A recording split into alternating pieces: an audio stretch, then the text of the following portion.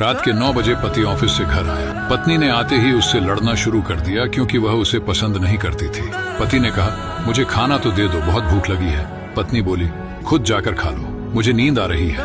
पति चुपचाप सुनता रहा और पत्नी पूरी रात उससे लड़ती रही। जब सुबह हुई तो पति ने कहा, मुझे नाश्ता तो दे दो। पत्नी ने गुस्से में कहा, मैं तुझसे तंग आ गई हूँ, भगवान करे तू मर जाए।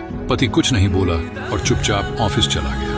पत्नी अपने बच्चों को स्कूल से लेकर वापस आ ही रही थी तो उसने देखा घर के सामने भीड़ लगी हुई थी।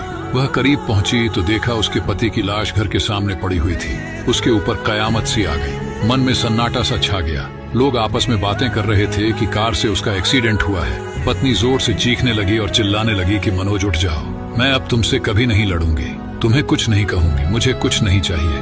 उठो मनोज, तुम्हें भूख लगी थी ना, चलो मैं खाना देती हूँ, मुझे छोड़कर ना जाओ, उठ जाओ। लेकिन मनोज कैसे उठता, इसे तो उसकी बददुआ ने मार दिया था।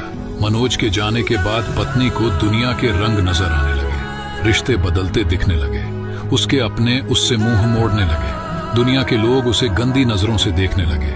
फिर कुछ दिनों में उसे उसका घर भी छीन लिया गया। जो हिस्सा उसका बनता था ससुराल वालों ने उसे दे दिया। पति के मरने के बाद उसे एहसास हुआ कि पति जैसा भी हो, चाहे पसंद का हो या नापसंद का, लेकिन औरत के सर का ताज होता है। अगर सहमत है तो कमेंट में यस जरूर लिखें।